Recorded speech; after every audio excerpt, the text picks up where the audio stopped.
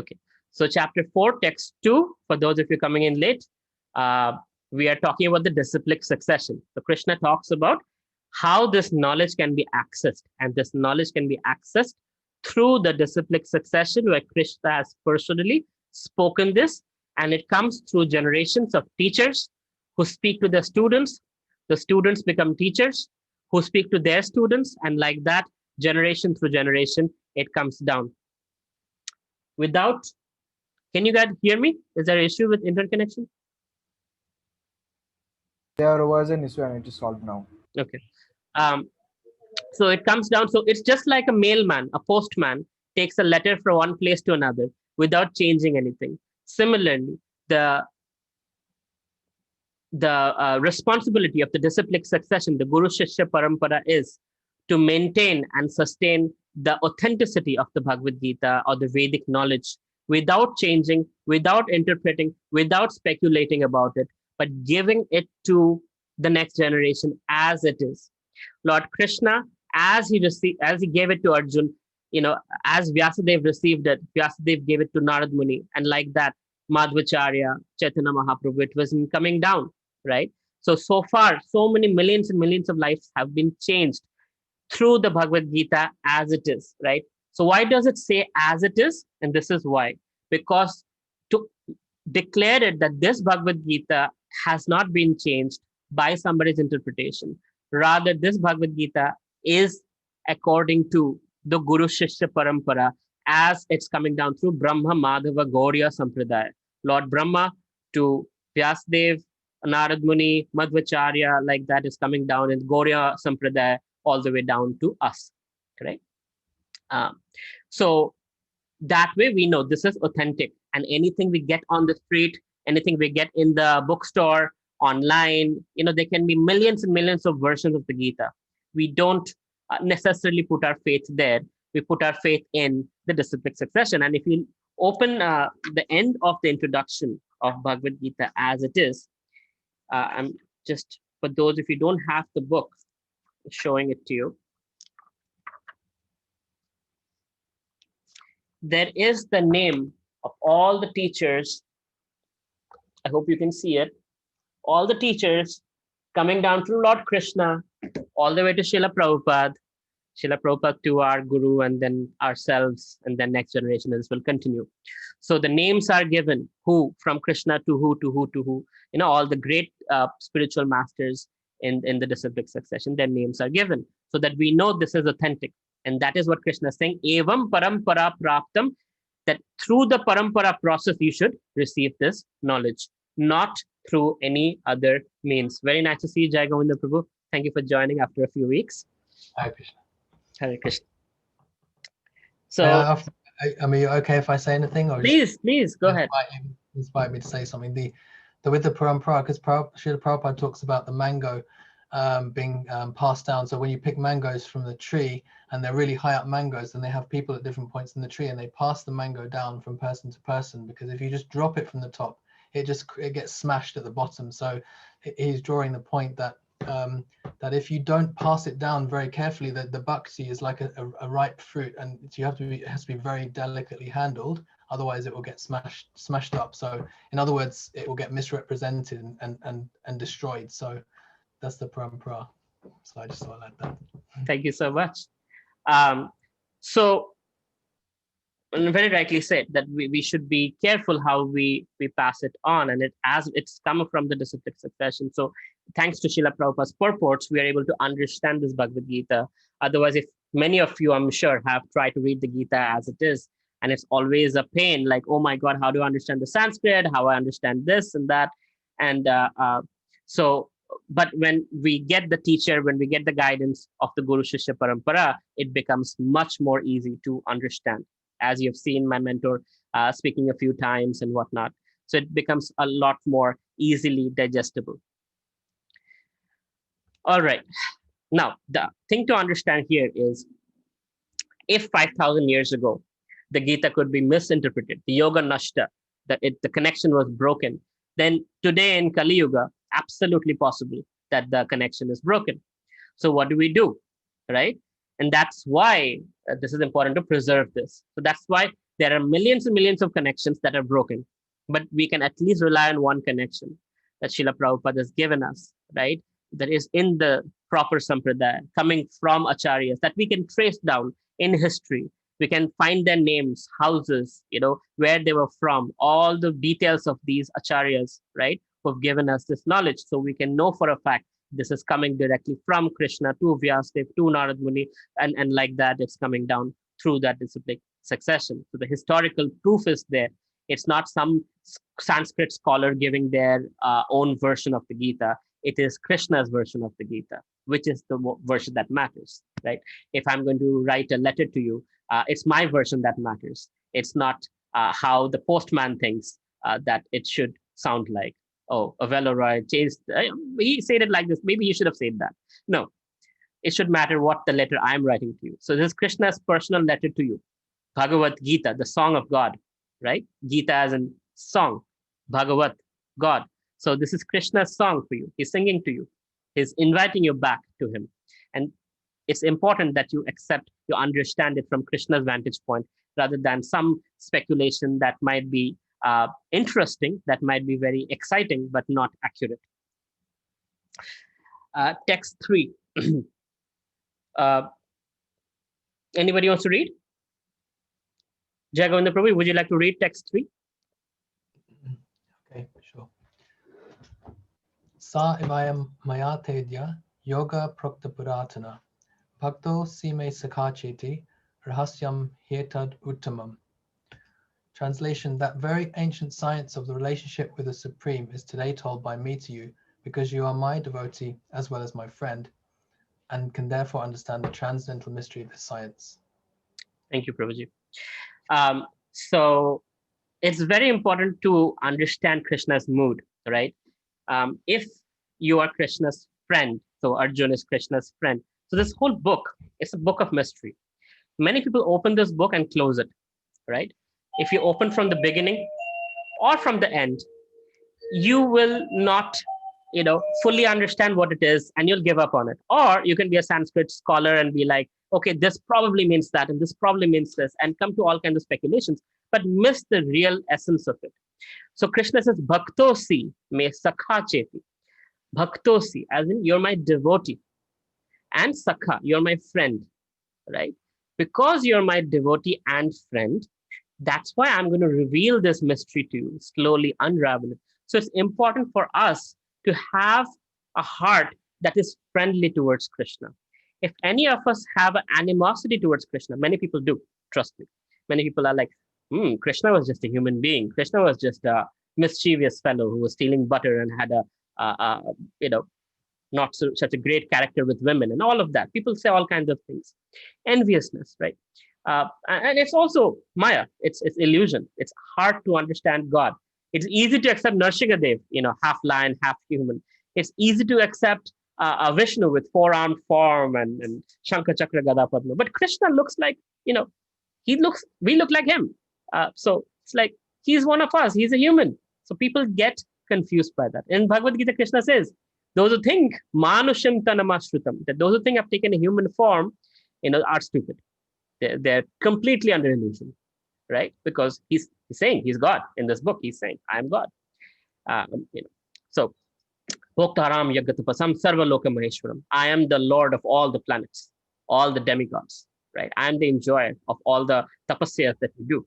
So Krishna is very clear that he is God, and he shows his Vishwarup form, right? He doesn't leave anything unturned. And Arjun says, you know what? The great Vedas, the Asita, Devala, Vyasa, all these personalities agree that you are the Supreme Personality of Godhead. So I accept you as God. So again, disciplic succession. So Arjun also talks about the great acharyas, the personalities who have acknowledged, yes, Krishna is God, right? It's not like some guy, some dude who knows magic or who can walk on water. No, he is the personality of Godhead who picked up the Govardhan hill just on Diwali day, right? Right after Diwali, the Govardhan Puja we celebrate in ISKCON, where Krishna picked up the Govardhan hill with the little finger, the finger that we don't do anything with, the most useless finger that he picked up, like, because to him it's nothing, picking up the hill. And for 7 days, he was just there sheltering all his devotees and exchanging wonderful, loving, exchange with all these devotees. That happened during Kartik month, right?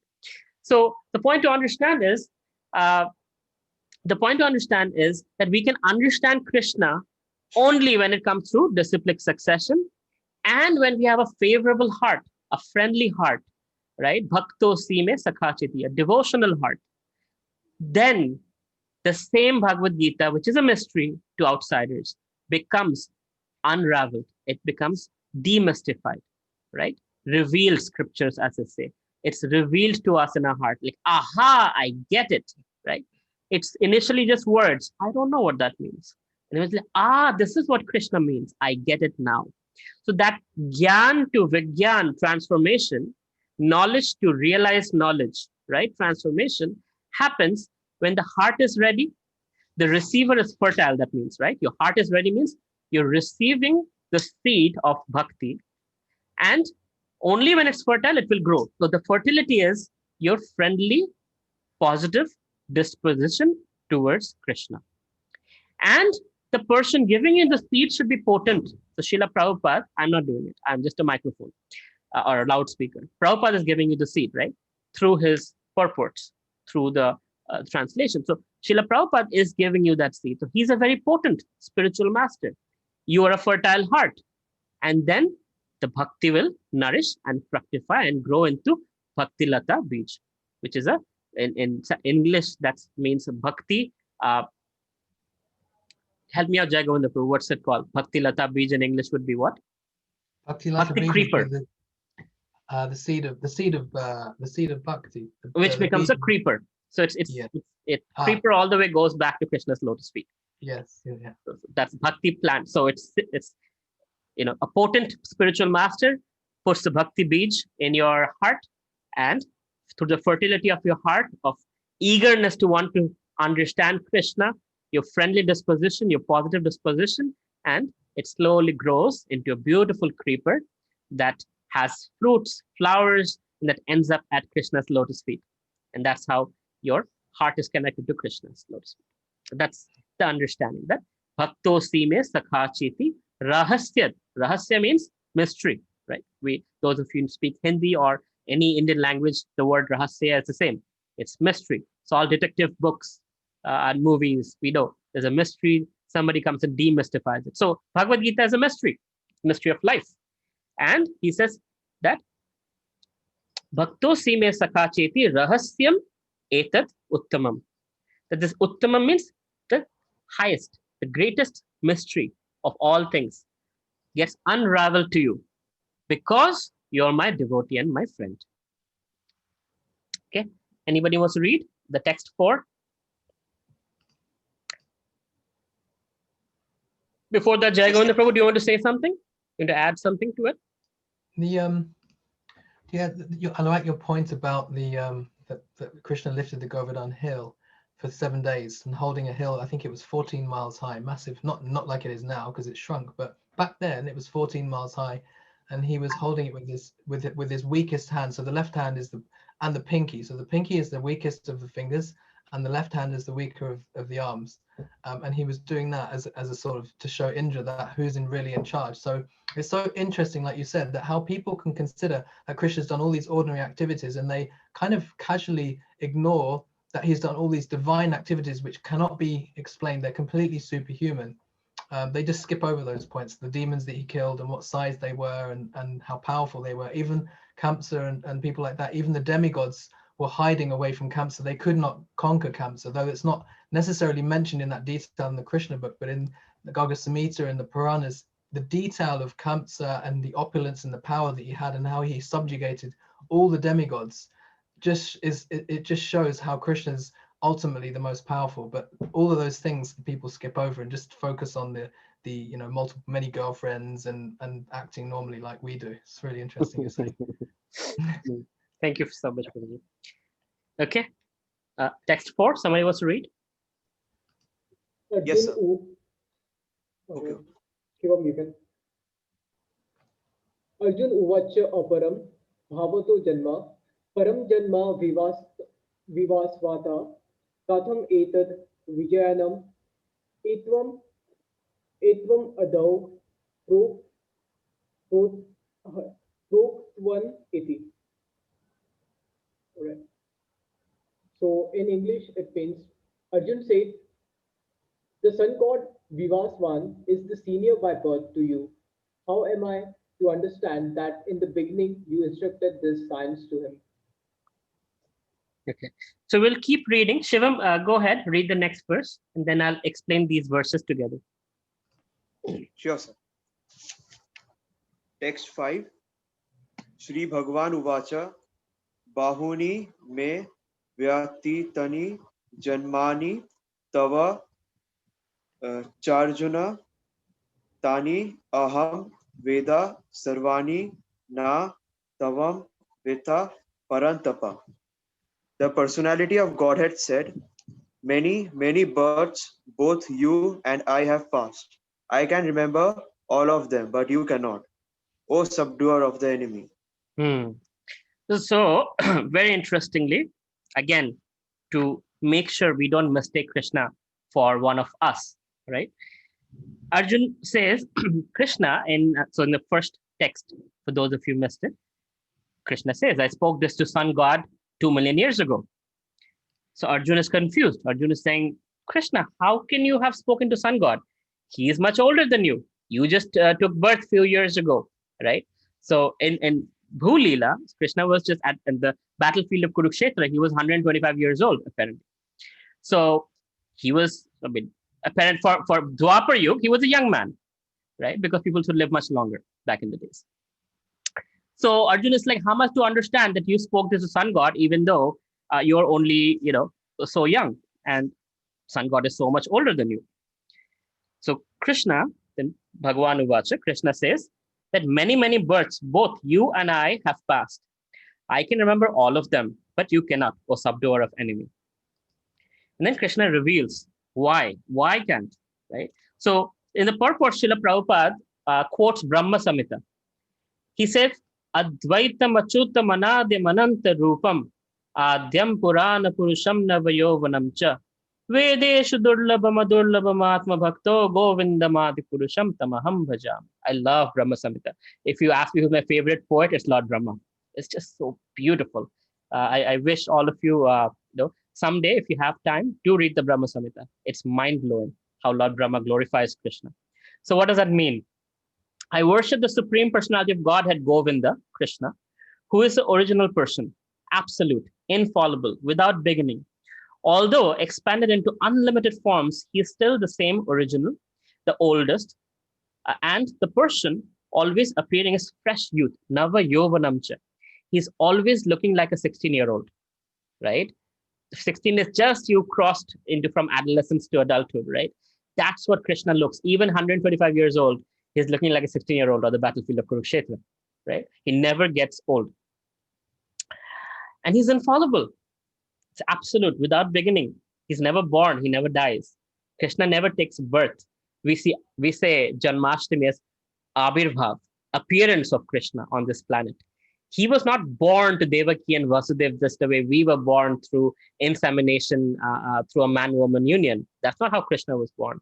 Krishna came in the prison of Devaki and Vasudev, appeared in four-armed Narayana form, instructed Vasudev, this is how you're going to take me in my baby form across the Yamuna to the house of Nand Maharaj. You're going to place me there, etc., etc. All these guards are going to fall asleep. The doors are going to open up, etc. He gives the whole thing. And then he takes a form of a baby.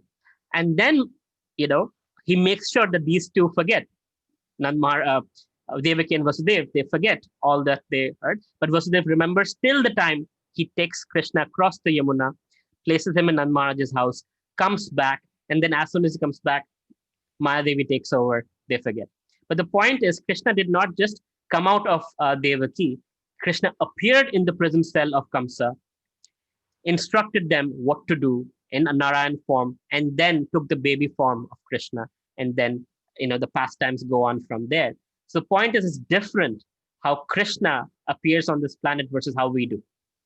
And so that body that we have, because of that what we have come from, right, in the insemination process, this body is made up of earth, water, fire, air, ether. Krishna does not have this kind of a body. He has a form, right? He has two hands, eyes, he can see, he can hear, he can smell better than us, obviously, infinitely better than us. But his form is spiritual. Satchidananda Vigraha, right? His form is 100% Satchid Ananda. It's spiritual form. What is that? We don't know because we cannot see the soul, right? All of you, today you're here, tomorrow you'll be older. You look back at your pictures like, whoa, your grandkids will be like, grandfather, you look like this when you were young? Wow, right? You won't even look like what you look like today because your body is changing. Krishna is not like that. He doesn't have a physical, material body. He has a spiritual form. So he doesn't age like us. And he doesn't forget like us because we have had trillions of lifetimes. And every lifetime that we have gone through, we have forgotten the lifetime before that. That's why we can function in this life. If I could remember my last 100 births, I'd be very, very confused. Am I Avelo Roy, this guy, or am I Avelo Roy, the cockroach? Right? I'd be very, very confused. But thank God, I don't remember all of that. But Krishna is not like that. He remembers everything at all times, and all his trillions and trillions of souls that are there in this creation.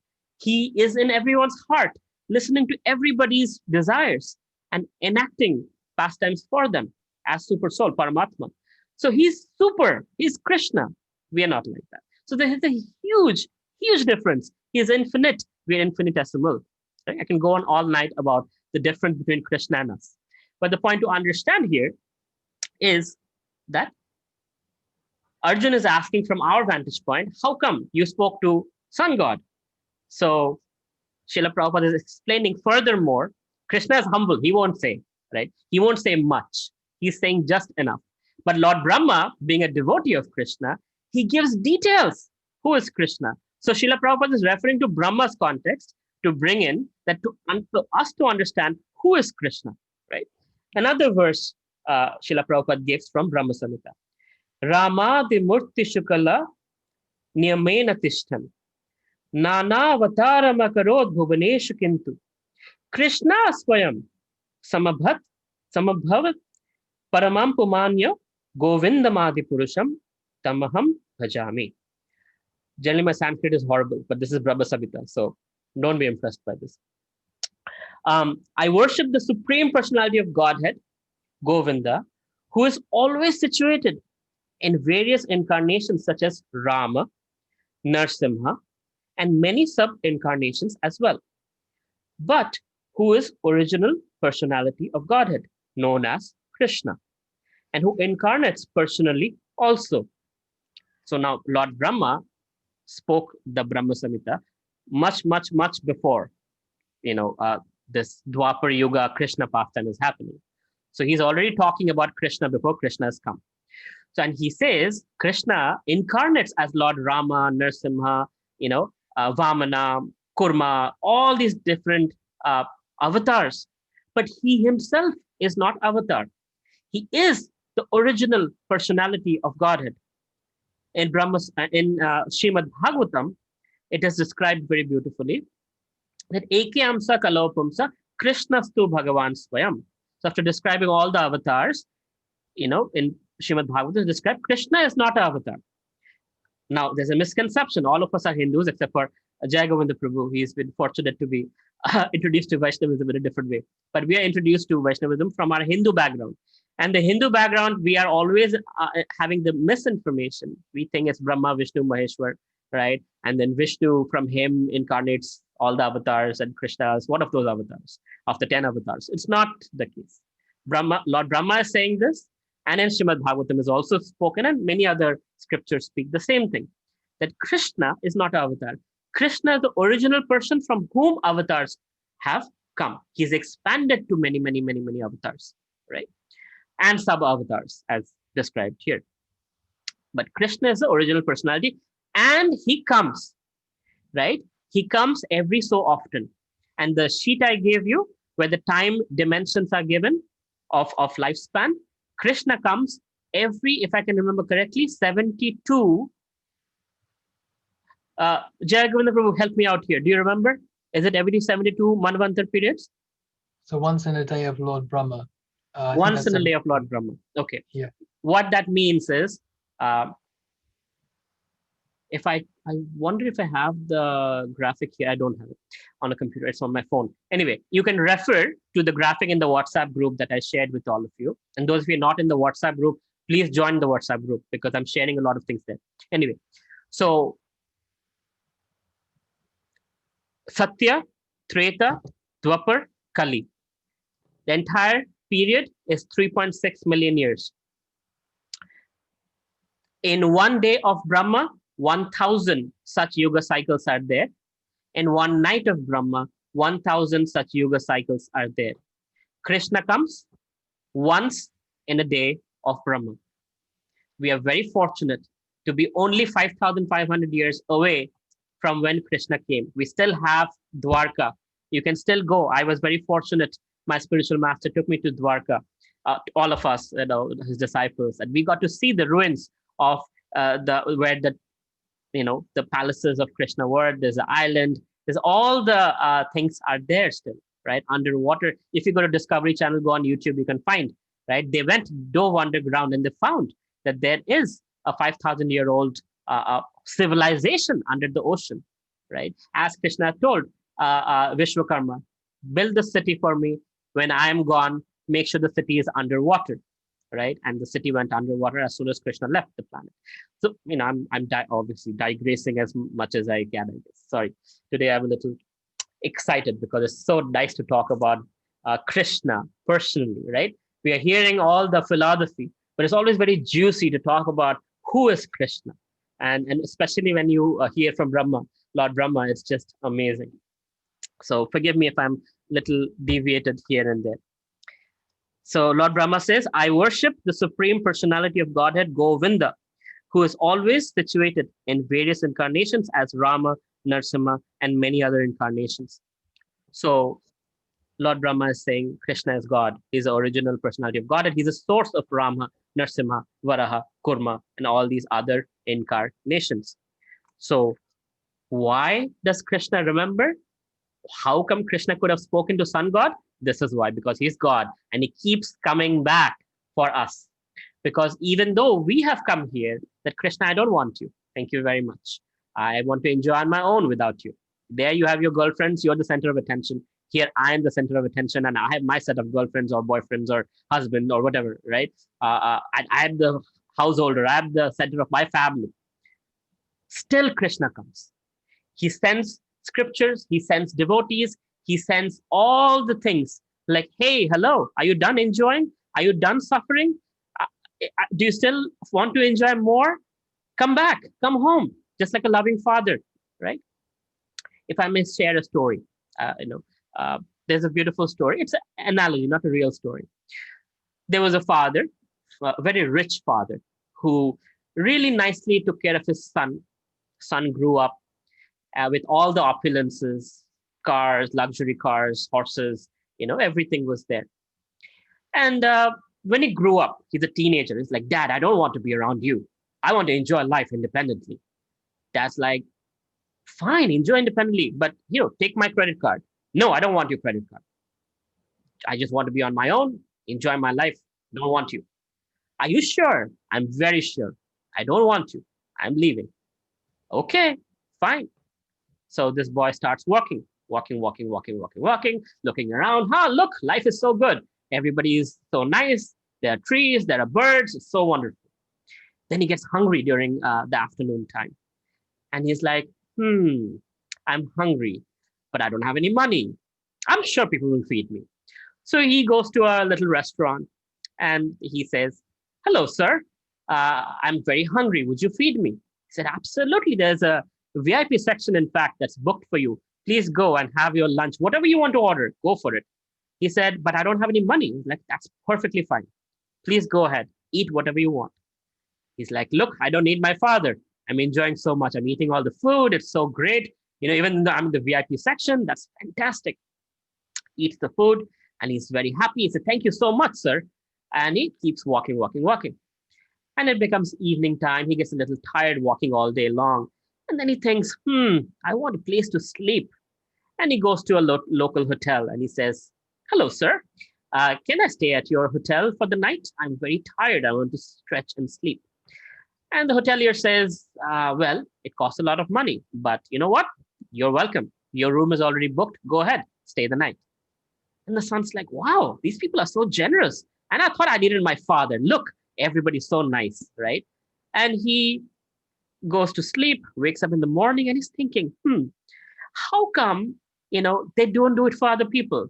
How come they're being so nice to me? Let me go and ask.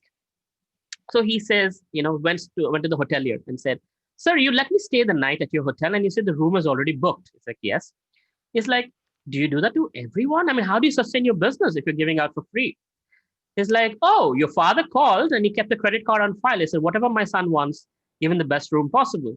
So we already had the room booked for you. So your father knew you'd be tired. So we had the room for you. We don't do this for free to anyone. Your father paid for it. And the boy was like confused. It's like, my father paid for it? Oh my God. Then he went back to that restaurant and he said, you fed me yesterday, remember? He's like, yeah, of course. It's like, do you feed people for free like that? It's like, no, never. We're running a business. We're not a charity. It's like, so why did you feed me for free? Oh, your father called ahead of time and said, my son might get tired. So in case he wants to eat something, here's my credit card on file. Make sure feed him everything, whatever he wants to eat. And so we charged his credit card once we were done eating. Then he starts crying. He's like, oh my God, I wanted to run away from my father. I wanted to be independent from my father. And yet he's so kind that he's, made these arrangements for me so that I don't feel uncomfortable, right? I don't have to beg around for food and shelter. And that's our life. We left Krishna to be here on planet Earth, material world.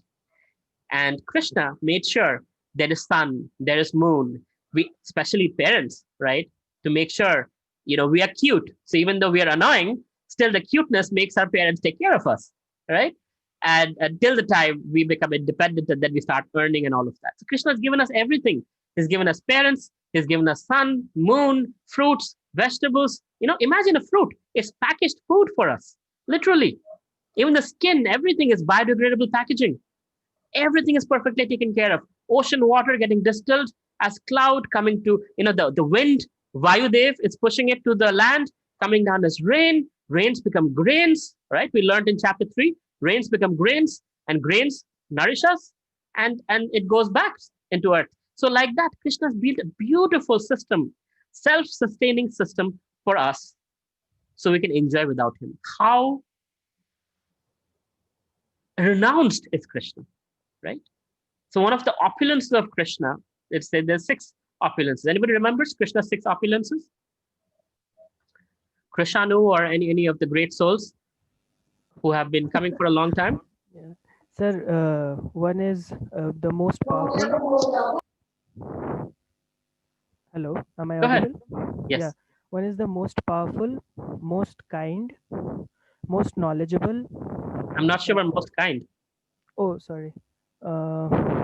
Most knowledgeable, yes. Most yeah, most strong. knowledgeable, most powerful, most renounced at the same time. Most loving.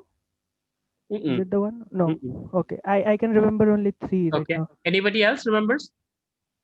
Harish is saying charming. Yes, most beautiful. Most beautiful. And then 5, So wealthy. most wealthy, right? 6,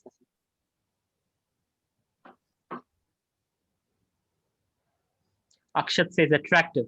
So all these 6 opulences of Krishna together make Krishna most attractive because each one of them are very, very attractive, right? Each one of them are, if somebody is wealthy, that's attractive. You see a very beautiful girl with a very ugly man. Why? You realize that man has a lot of money, right?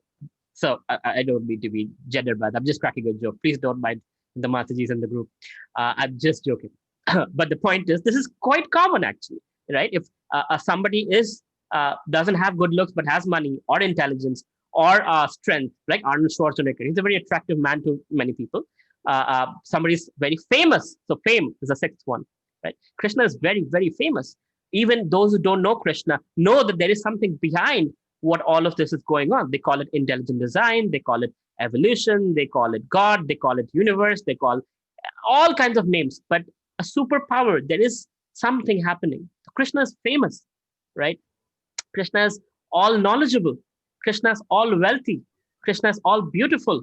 Krishna is all strong, right? Like that, Krishna has all the attractive qualities. So akarshati iti Krishna. That's why he's all attractive, because even one of these things makes you so attractive. Imagine he has all of them in full, right? There's nobody more, and this is not Trump speaking, right? There's nobody more attractive than Krishna. There's nobody more beautiful than Krishna. There's nobody more wealthy than Krishna. Literally, in the entire creation, that's who God is. So he's very, very, this attractive person steals your heart. That's what he attracts, right? That's what he wants to attract, is he wants to attract your heart, because he has everything. I mean, what 5 rupees, 10 rupees you'll give in the donation box, right? You think really God cares about your money or a coconut or whatever else?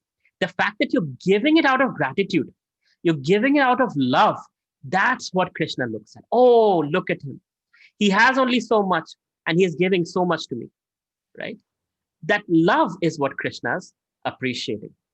It's not so much about what you're giving, because, obviously a very wealthy person who has $1 billion can give easily $100,000. But that 100,000 is a very small part of their wealth. Whereas a beggar on the street who has only a rupee can give 50 paisa, which is 50% of that beggar's wealth, which is far more valuable to Krishna than the $100,000, right? Sorry, I mixed up the currencies, but you get the point, right? Okay. Jagavinda Prabhu, you want to add something? Yeah, I mean, the Krishna's your point about speaking about Krishna, it's so true. When you start talking about Krishna and his glories and everything, it's completely endless and it's so uplifting. Like I can see the enthusiasm, you're like almost glowing, It helps with a yellow top as well. But Krishna's it's so interesting. Krishna is, all of the incarnations of Krishna are also Krishna as well. All of the living entities, each of us on this call today, we all have individual identities. And all of the different avatars like Ram, Nrsimha, Varaha, they're all Krishna as well, but they're the same Krishna. So Krishna is the source and he's the avatari, the root of all of those, and they come from him and they are him.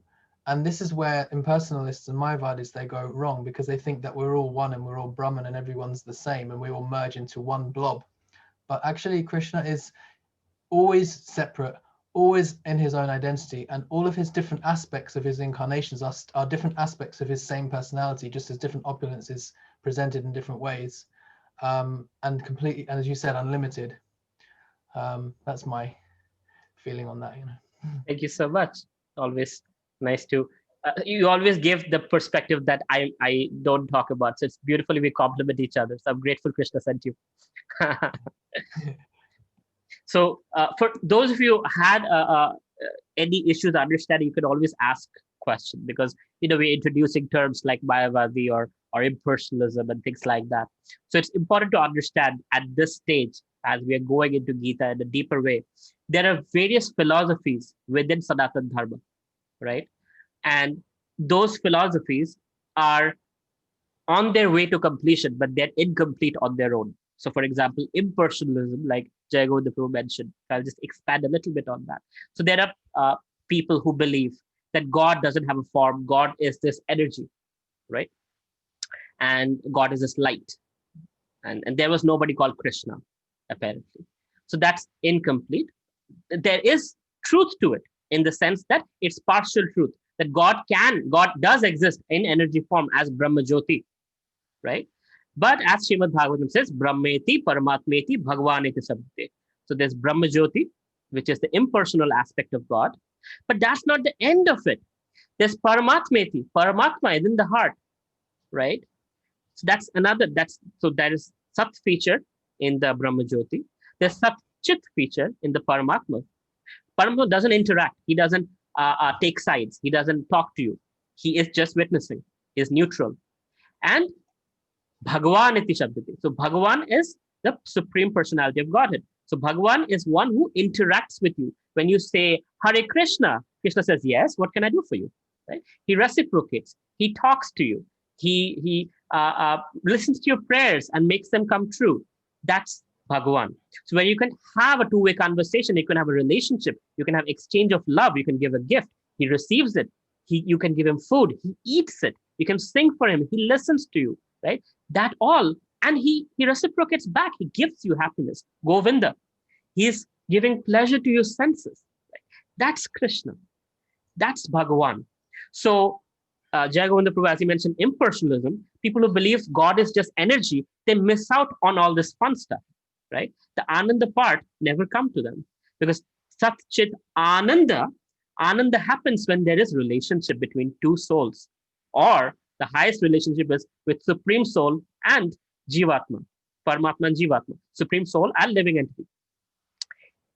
When that interaction happens, that's the real happiness. When we pray and Krishna responds, we give something, Krishna reciprocates, right? That interaction, that exchange is what makes us happy. And that's why we are all stuck to our phones, because it allows us to connect with other living entities. That is the way to find happiness, right? When a conscious being connects with another conscious being and there is interaction between the two, that gives us happiness, right? If the likes were generated by Facebook automatically, it wouldn't be as much fun. But we know somebody by choice is liking my post or loving my post or sharing my post. Wow, this means something to me because a conscious being is making a conscious effort, and that is love, right? In whatever form, in a very basic form. But that is a conscious. So it happens only between two souls when there is interaction. With Brahma Jyoti, you cannot interact. You're like, it's light. Okay, peaceful. Yeah, it's peaceful. It's zero. But there's something more beyond zero. We are in negative space. Always problems, stress, issues, anxiety. Then there is Om. And then there is interaction, playing with Krishna, dancing with Krishna. He's stealing your butter. He's, talking to you. He's feeding you. You're feeding him, right? The gopis can make Krishna dance. That's interaction. And that's far more exciting than Om, peaceful, Shanti. Shanti is nice. When you're in, stressful situation, peace is wonderful. But there's something more. There's joy beyond peace, right? Peace is the first step to joy. So again, to explain certain terms, impersonalism is those people who don't believe there is anything more than just Brahma Jyoti or just this impersonal form. There is personalism, which what bhakti is.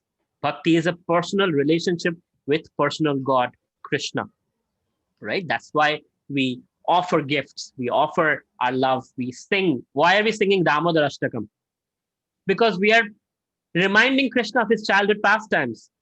For example, if one of your teachers were to meet you and they'll be like, oh my God, you were so naughty in the 5th grade. I remember how you did blah, blah, blah. You would love to hear that. Oh my God, it's bringing those memories. So we were, reading Damodar Ashtakam. We're like, Krishna, your mother was, chasing you with a stick. And you are the most powerful person in this entire creation. And you are so scared seeing your mother's stick, right? So this is for the pleasure of Krishna. We are repeating his childhood pastime to give him happiness. And guess what? We get happiness in return because Krishna, when he is pleased within us from the heart, he gives us happiness. Govinda is giving happiness to our mind and senses. So it's a two-way street with a bhakti process. In the other processes, it's a one-way street. You pray and you hope he's listening, or you just want peace and that's it, right? So there are levels of happiness. There's material happiness. In tamasic, people inject drugs and alcohol and all that. There's rajasic happiness in passion. There's some success, some endeavor, some achievement. There's sattvic happiness, a little higher, when you give charity, when you do something good for somebody, you do seva for people, there's quality of happiness is higher, right? So you make somebody smile, somebody cry, with happiness. It's higher level of happiness. And then comes Shuddha Sattva, transcendental happiness in Krishna consciousness. There's the highest level of happiness that one can experience. And there's Anandam Buddhivardhanam.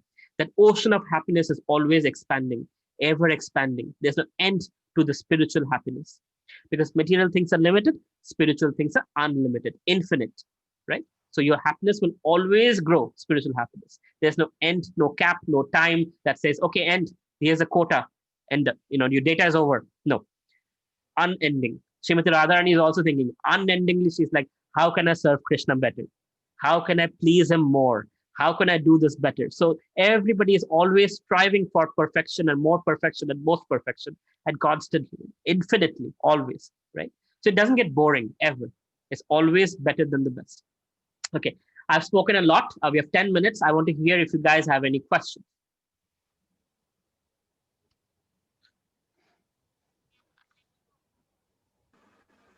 Hare Krishna Prabhuji. Hare Krishna, Ragni Mataji. Why Dwarka was underwater, Prabhuji? I mean, why God planned like that? If Yeah. it is not underwater, we can see it.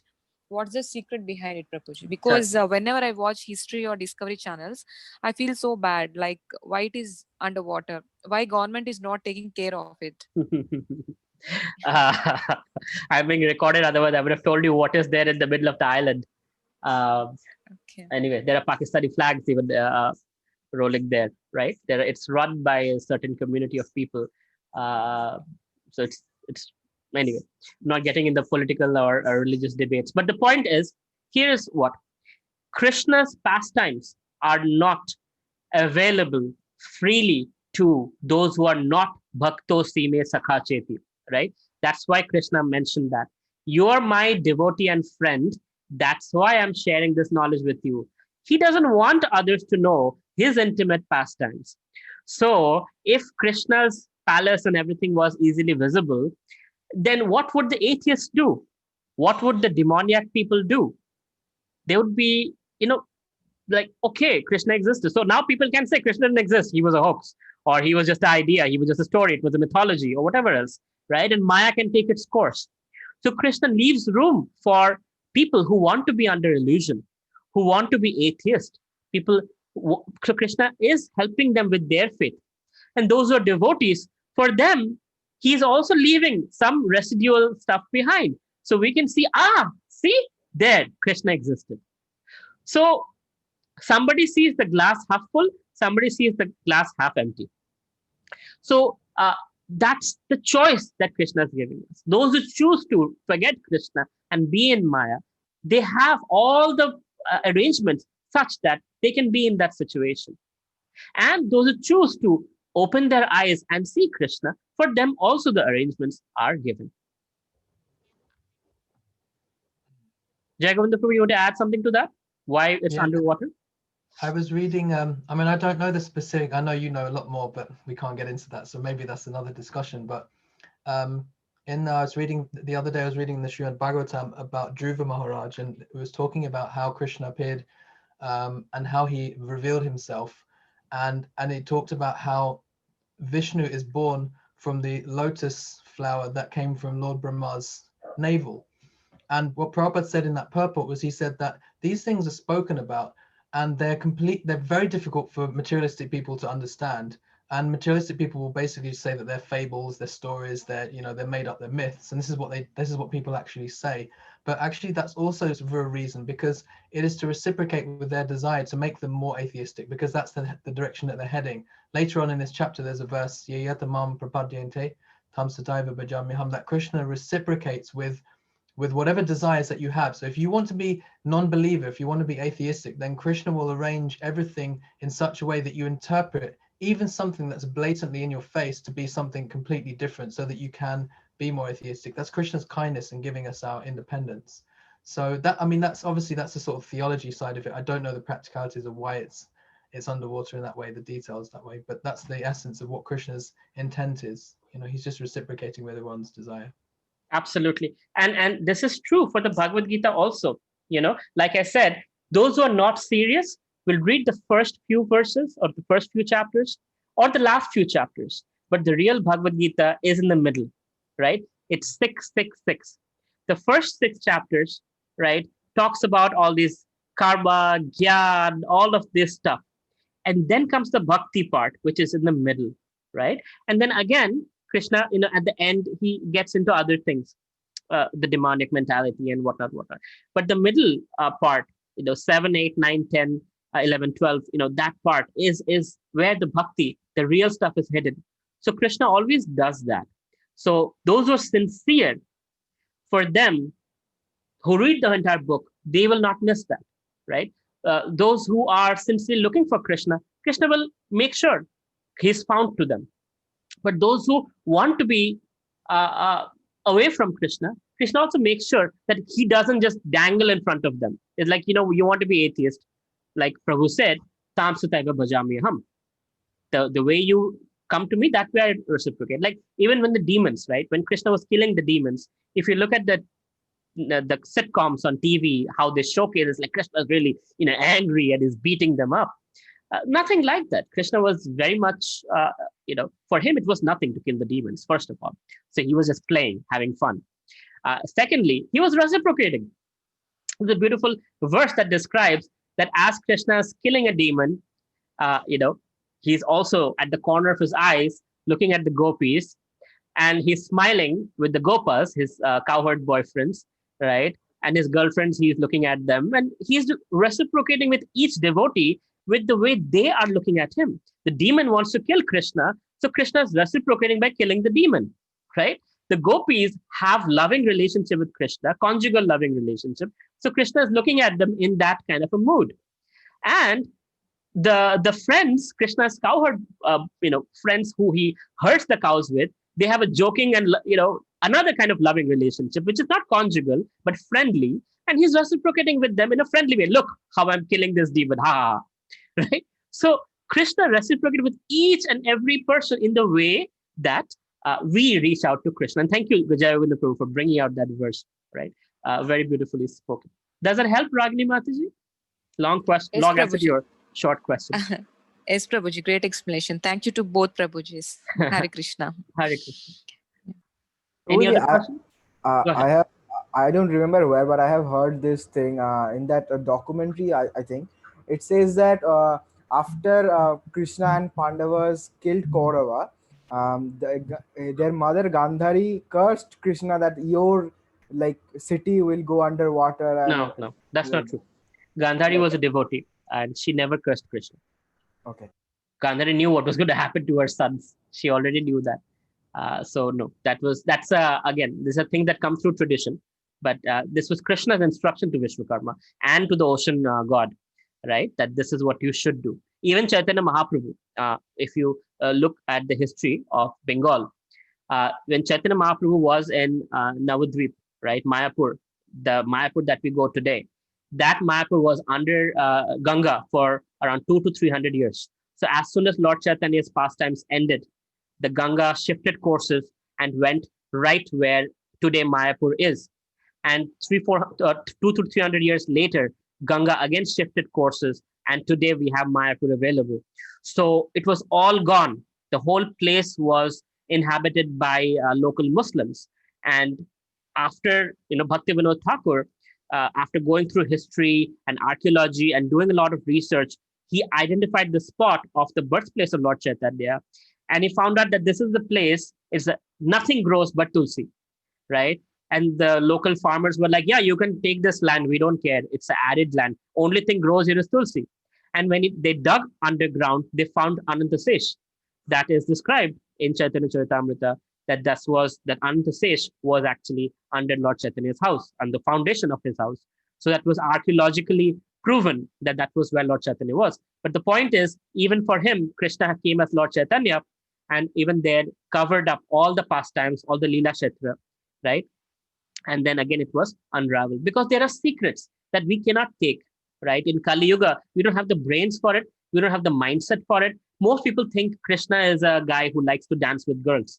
Rasalila, they jump to Rasalila without realizing it. He is the same God. He's the same Ram who had one wife, right? And he lived his entire 11,000 years of ruling Ayodhya without even Sita Devi, So he was such a celibate personality. And that is Krishna. In this form, Krishna is showcasing his college boy lifestyle in one sense, right?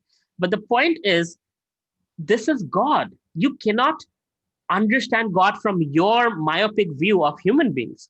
That's not how he is, right?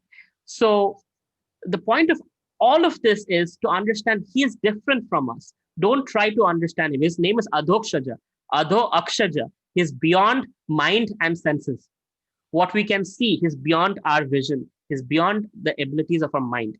So Krishna is not understandable unless he allows us to be to understand him, right? That's called realization. So Prayas, again, long answer to your question. Get it, get it. May I just add one thing on that, Please. if we have time?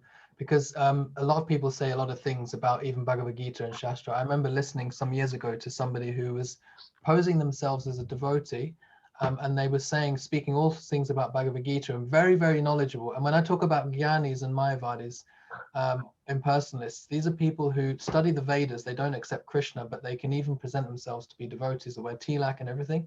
And he was saying that in the Bhagavad Gita is finished in second chapter.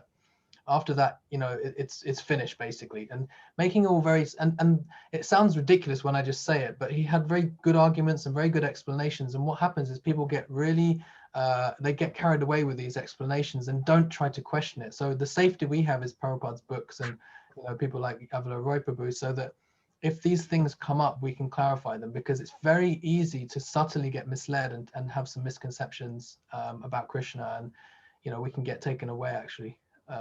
Quite easily. It's very delicate, like to the point, the Bhakti Lata Bija is a very delicate creeper. It's very delicate. When it's a shoot, it can get trodden on and it's crushed.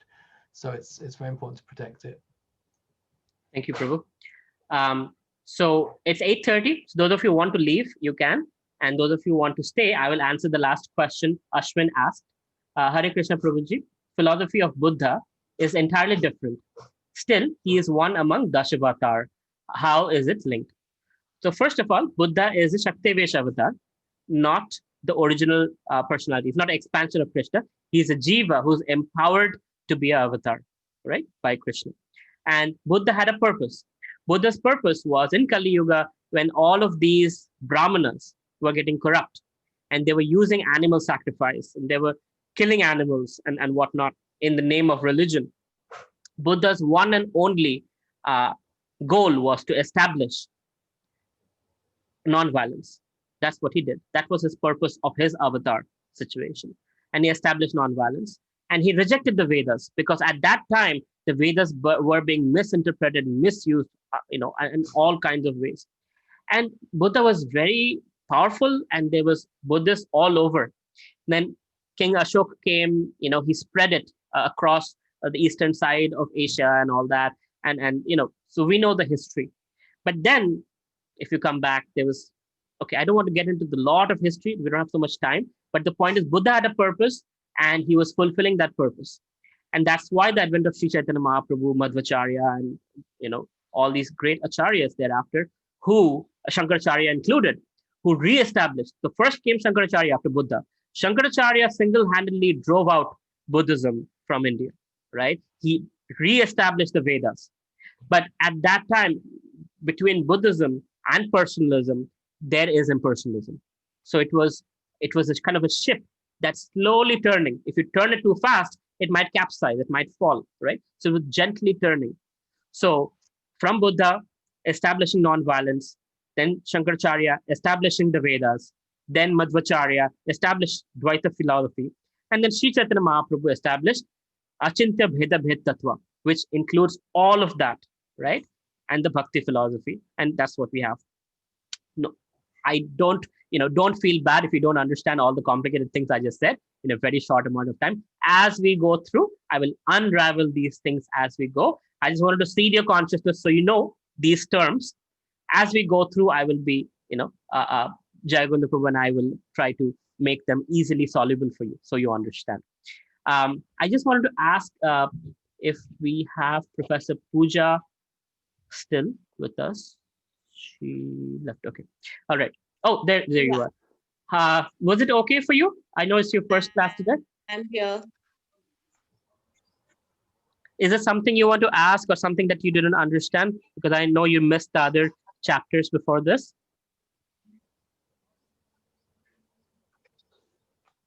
Yeah, but I know I've missed the previous sessions, but I found it quite relatable. I could relate, each and every concept, the ideas, the explanation. It was so touching, and because I read Sri Bhagavad Gita and I have reverence, so it was quite amazing time I have spent, like the first 1 hour. That was really nice. Thank you so much. Fantastic. Thank you so much, Pooja. Thank you for joining. And for those of you who don't know, Professor Pooja Gupta is from UPS University, and she recently was very kind in inviting me to speak on EQ, IQ, and SQ, spiritual quotient.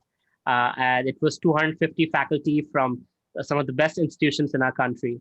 It was absolutely a great opportunity to share our Vedic philosophy with the brightest minds in our country. So I'm very grateful to Pooja ji, and thank you for joining today. Very grateful. No, not at all. In fact, I will be joining all the sessions, I'm sure, because something triggered me, because I do read and I have this inclination, but sometimes we, like you said, we should not be fluctuating. We have to be consistent. If we want to get the blessings and do something in life, we have to be consistent. That is required. Absolutely. Absolutely. Thank you so much. All right. Thank you, everyone. Have a good night. Hare Krishna. Srimad Bhagavad Gita ki jai. Srila Prabhupada ki jai. Hare Krishna.